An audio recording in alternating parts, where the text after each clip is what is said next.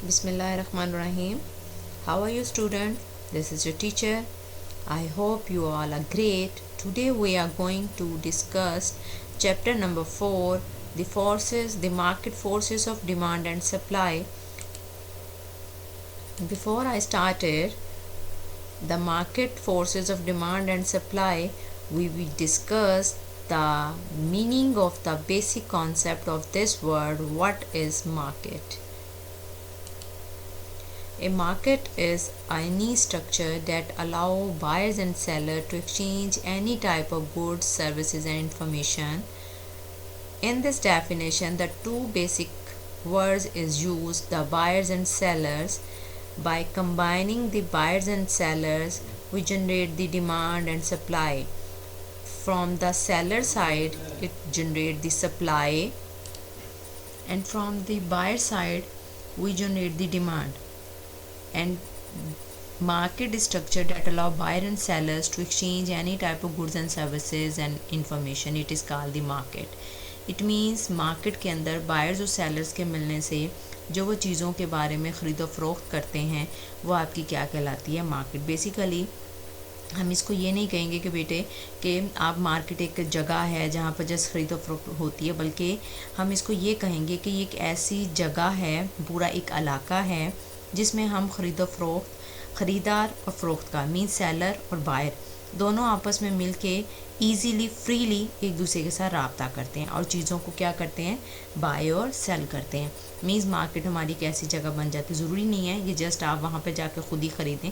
आजकल जैसे आप देखते हैं टेलीफोनिक, आप ऑनलाइन इंटरनेट, इसके ज़रिए आप जो हैं वो अपनी चीज़ों की सेल और परचेज़ कर सकते हैं. इट मीन्स कि मार्केट आपकी एक ऐसा स्ट्रक्चर है जहाँ पर बायर्स और सेलर्स आपस में गुड्स एंड सर्विसेज का एक्सचेंज करते हैं. तो वहाँ वो जगह जहाँ पर बायर सेलर्स आपस में एक चीज़ों का एक्सचेंज करते हैं, इट इज़ कॉल्ड मार्केट. सबसे पहले यहाँ पर बेटे मार्केट्स की कुछ टाइप्स हैं. हम वो दो बेसिक टाइप्स हैं, perfect competitive, imperfect competitive. Perfect competitive market में हमने जो पढ़ना है उसमें 5 कंडीशंस पाई जाएंगी तो हमारे पास परफेक्ट कम्पिटिटिव मार्केट कहलाएगी. सबसे पहले उसकी कंडीशन है large number of agents, means वहाँ पर large number of buyers and sellers मौजूद होने चाहिए. होमोजीनस प्रोडक्ट्स मीन्स एक जैसी चीज़ें पैदा होनी चाहिए. Free entry exist of the market means आप इजीली बायर और सेलर एंट्री और एग्जिस्ट इजीली कर सकते हो. परफेक्ट इन्फॉर्मेशन होनी चाहिए और perfect mobility of inputs means inputs कौन से हैं? वही बेटे जो फैक्टर प्रोडक्शन में मैंने आपके साथ पढ़ते हैं वो हमारे इनपुट्स कहलाते हैं. आप परफेक्ट मोबिलिटी ऑफ इनपुट्स के आप इजीली अपने जो भी इनपुट्स लगा रहे हैं मार्केट में उसको आप मोबिलिटी मीन्स आप उसको एक जगह से दूसरी जगह पर मूव कर सकते हैं. इट मीन्स ये पांचों कंडीशंस मौजूद होंगी तो आपके पास क्या कहलाता है? कम्पिटिटिव मार्केट कहलाती है. और जिसमें ये पांचों कंडीशंस मौजूद नहीं होंगी वो हमारे पास कहलाती है imperfect competitive market. Imperfect competitive market में डिफरेंस आपको पूछा जा सकता है, perfect competitive, imperfect competitive. Perfect competitive में पांचों कंडीशंस होनी चाहिए तो परफेक्ट कंपटीशन होगी. अगर इन पांचों कंडीशंस नहीं होंगी, इनमें से कंडीशंस नहीं उसमें मौजूद होंगी तो वो हमारी कहलाती है imperfect competitive. Imperfect competitive market में उसकी मेजर जो टाइप्स हैं बेटे इंशाल्लाह वो नेक्स्ट हम चैप्टर्स में डिस्कस करेंगे. अभी मैं आपको इनकी छोटी छोटी डेफिनेशन बता देती हूँ. फर्स्ट है आपकी मोनोपोली, डिओपली, ओलिगोपली एंड मोनोपोलिस्टिक. मोनोपोली के अंदर जो हम देखेंगे, mono means single, poly means single seller. Means single seller की बात है, एक सिंगल सेलर आपकी चीज़ को प्रोडक्शन दे रहा होता है, प्रोड्यूस कर रहा होता है. जैसे फॉर एग्जांपल हम कह देते हैं वापडा, वापडा आपका सिंगल सेलर है. डिओपली मीन्स 2, जिसमें 2 सेलर्स हैं जो आपकी चीज़ को प्रोड्यूस कर रहे होते हैं. ओलिगोपली मीन्स, ओली मीन्स फ्यू, मीन्स आपके उससे ड्यू में 2 हो जाते हैं. ओलिगोपली में आपके फ्यू हैं जिसमें आपके पास जो हैं वो चंद फर्म्स हैं जो चीज़ों को प्रोड्यूस कर रही होती हैं. देन फोर्थ वन आ जाता है मोनोपोलिस्टिक. मोनोपोलिस्टिक में आता है कि फर्म्स छोटी छोटी आपने फर्म्स हैं जो आपस में कंपटीशन कर रही होती हैं और उनका जो है वो नियरली हमारे पास सब्स्टिट्यूशन मौजूद होता है. फॉर एग्जांपल जैसे सोप की हम एग्जांपल ले लें, टूथपेस्ट की एग्जांपल ले लें, तो ये हमारे पास मोनोपोलिस्टिक है कि अगर आप एक ब्रांड की छोड़ के आप दूसरा ब्रांड ईजीली आपके पास अवेलेबल हो जाता है. तो ये चारों एग्जाम्पल्स हैं हमारी इम्परफेक्ट कम्पिटिटिव की. Then we started the basic topic as demand theory. Before discuss the demand theory, we know the word what is demand. आप सबको पता है डिमांड क्या है. डिमांड इज़ तलब, तलब मीन्स आपने किसी चीज़ के बारे में आपका डिज़ायर होना, आपके पास उसकी नीड होना, मीन्स आपको किसी चीज़ की नीड है, डिज़ायर है। और देन सेकंड पॉइंट पे हम देखेंगे आया आप उस चीज़ के बारे में आपको परचेजिंग पावर है आपकी कि नहीं है। तो मीनिंग ऑफ डिमांड आपका क्या कहलाएगा बेटे? It is the amount of a commodity which the consumer is willing to purchase, means amount of quantity है, willing to purchase. It is the most important point in the demand. It is the willing to purchase at a given price over a specific period of time. Means हमने demand के अंदर दो चीज़ें पढ़नी हैं। First आपकी desire या आपकी नीड डेवलप हुई, सेकंड नंबर पर आपके पास आया क्या? परचेजिंग पावर है।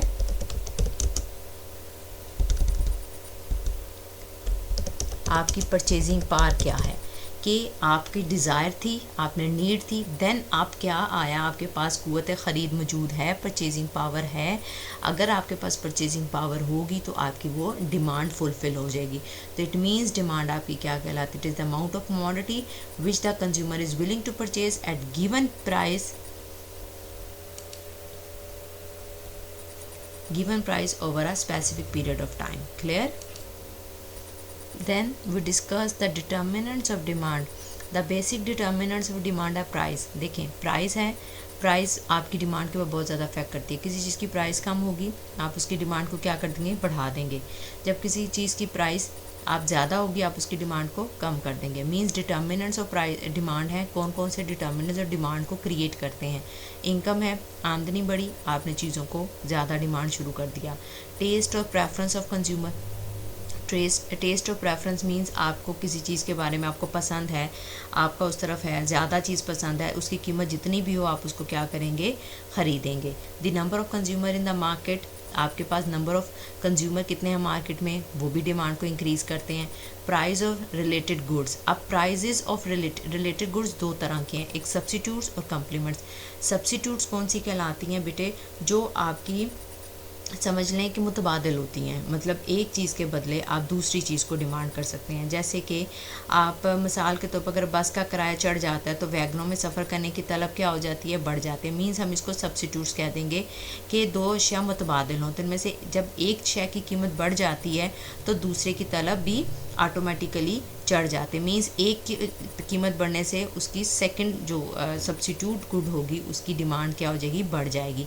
लेकिन जो कम्प्लीमेंट गुड्स होती हैं जो आपकी इकट्ठी अशिया की मतलब इकट्ठी इस्तेमाल की जाती हैं। जैसे फॉर एग्ज़ाम्पल एक की कीमत चढ़ जाती है तो ऑटोमेटिकली उसकी तलब कम हो जाती है। जैसे अगर पेट्रोल की कीमत चढ़ जाती है तो आपकी कार्स की तलब भी क्या हो जाती है? कम हो जाती है। कम्प्लीमेंट्स मीन जो एक साथ तलब की जाए, सब्सिट्यूट्स जो एक के बदले में दूसरी डिमांड की जाए।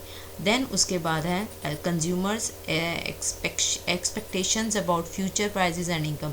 अगर कंज्यूमर की एक्सपेक्टेशंस हैं कि फ्यूचर प्राइजेस हो सकता है कम हो जाएं तो वो क्या करेगा? डिमांड बढ़ा देगा। अगर उसे एक्सपेक्टेशंस हो कि मेरी इनकम फ्यूचर में बढ़ जाएगी तो उसकी डिमांड को क्या कर देगा? इंक्रीज़। और अगर उसको एक्सपेक्टेशंस हो कि मेरी प्राइस कीमतें जो हैं वो कम हो जाएंगी तो वो डिमांड को, तो ये हमारे पास डिटर्मिनेंट्स ऑफ डिमांड हैं।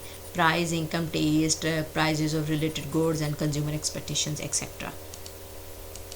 This is the explanation of these determinants. Then we discuss the individual versus market demand कि इंडिविजुअल और मार्केट डिमांड। इंडिविजुअल नाम से बेटे ज़ाहिर है कि एक अकेले इंसान की, एक इंडिविजुअल पर्सन की हमने डिमांड बतानी है।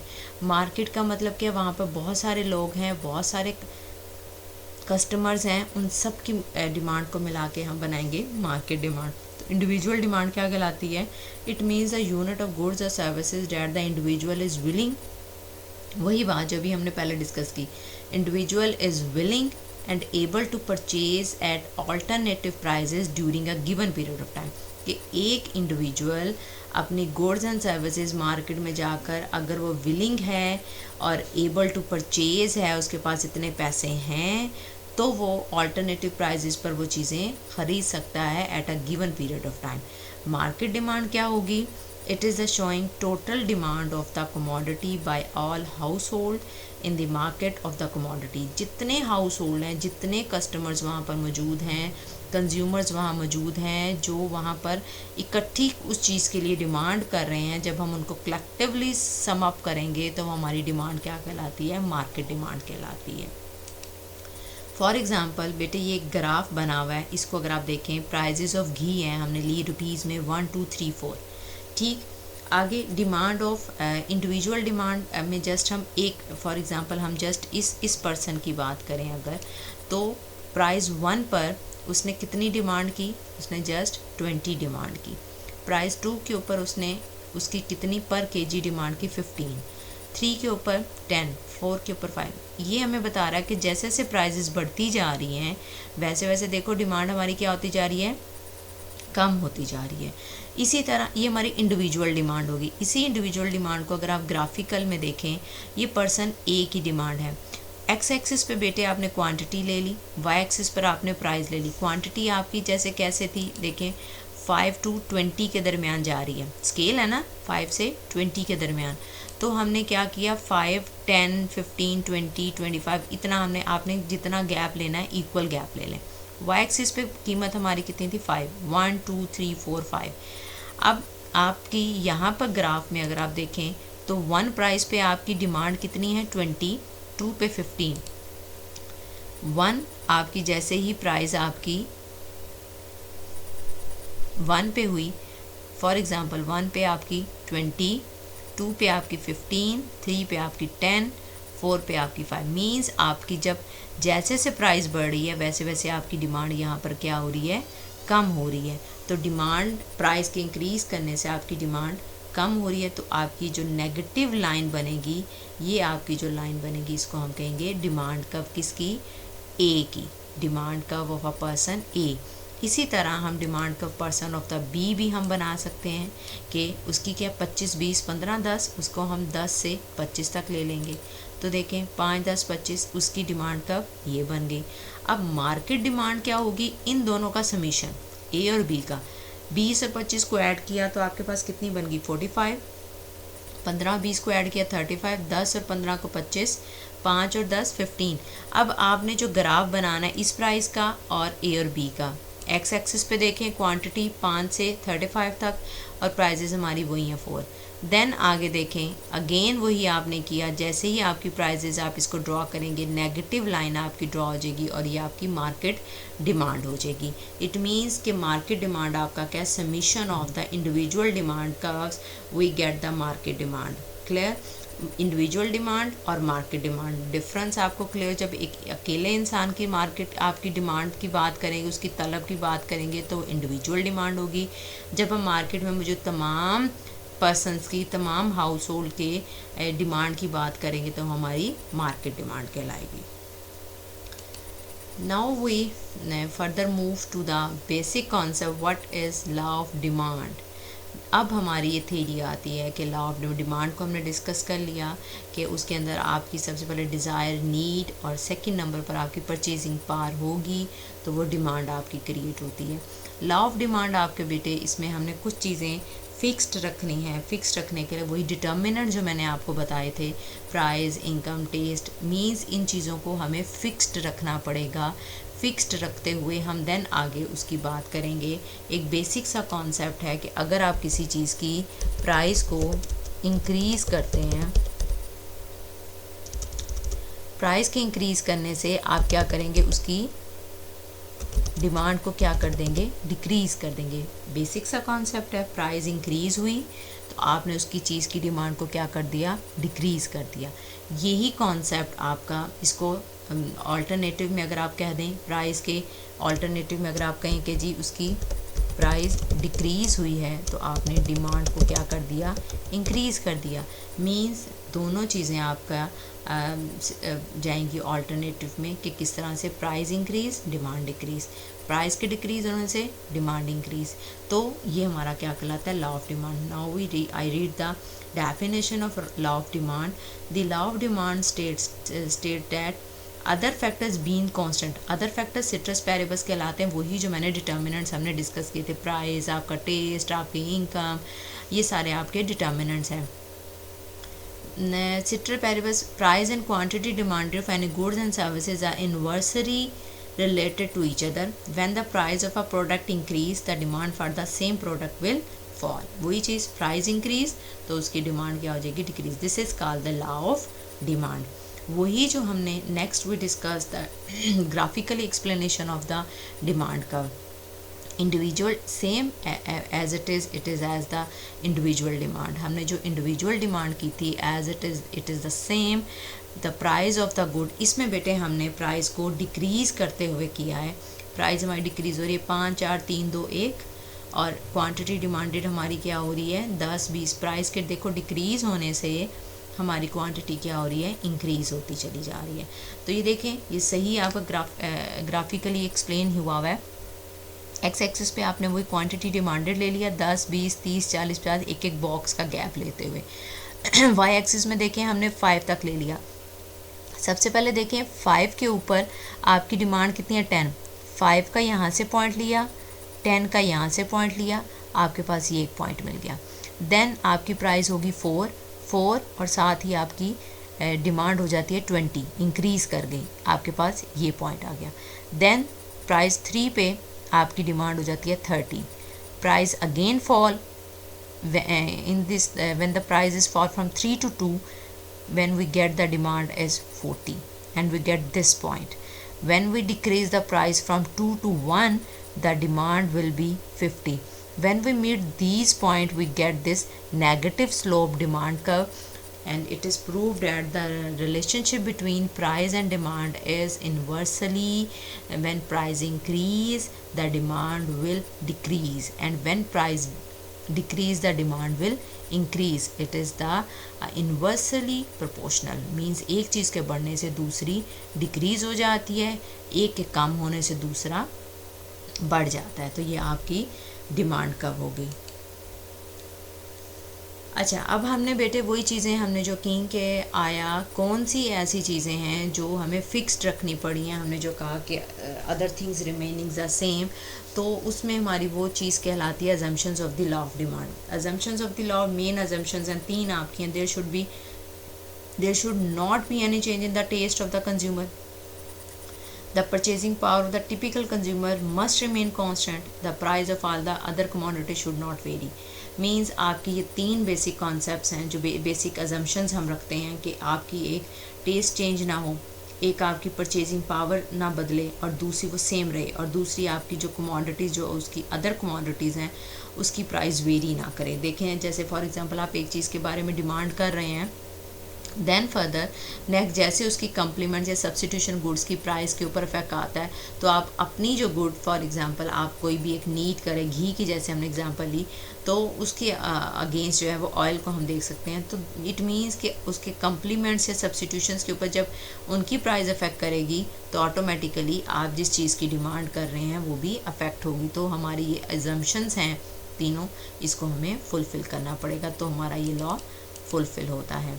देन लास्ट पर आता है बेटे लिमिटेशंस हैं कि कहाँ कहाँ ये जो आपका लॉ है ये वेरीफाई नहीं होता. फैशन हो गया, गिफन गुड्स, इन्फीरियर गुड्स हैं, इन आपके बैन वैगन इफेक्ट है, फ्यूचर, इनकी एक्सप्लेनेशन मैं आप लोगों के साथ इंशाल्लाह शेयर कर लूँगी. देन आप इसको देख लीजिएगा.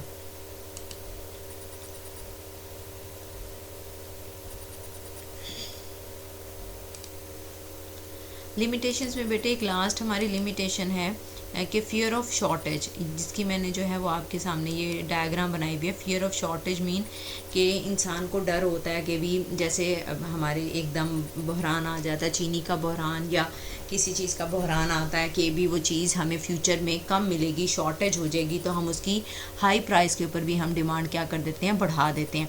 तो जब हम उसकी हाई प्राइस के ऊपर डिमांड बढ़ा देते हैं तो तब हमारा डिमांड का जो कर्व बनेगा बेटे वो पॉजिटिव स्लोप बनेगा. क्लियर. ये हमारी लिमिटेशंस थी. अभी फ़िलहाल हमने जितना पढ़ा कि आपकी मार्केट्स क्या होती हैं, हमने सबसे पहले डिमांड के बारे में पढ़ा. डिमांड में हमने लॉ ऑफ डिमांड को डिस्कस किया, उसकी हमने assumptions, definition, diagram and limitations को डिस्कस किया. ये हमारा टॉपिक यहाँ तक था कि आपकी लॉ ऑफ डिमांड आपकी ब्रीफिंग के तौर पर आपने बेटे इनकी डेफिनेशंस, आपने ग्राफ, और आप लोगों की असाइनमेंट इस टॉपिक पे ये होगी कि जस्ट आपने हाथ से, मतलब आपने अपने नोटबुक्स के ऊपर लॉ ऑफ डिमांड में जो हमने डायग्राम की है, जो दिस वन आपकी स्लाइड नंबर ये है 16 जो है, आपने इसी की ग्राफ और आपने इसी का जो है टेबल ड्रॉ करके मुझे पिक्चर्स लेके मुझे सेंड करना है। Then I will check and इंशाल्लाह I will be guide you. तो आपकी ये एक असाइनमेंट है। नेक्स्ट हम इंशाल्लाह इसको डिस्कस करते हैं। बहुत शुक्रिया, अपना ख्याल रखिएगा। Thank you so much.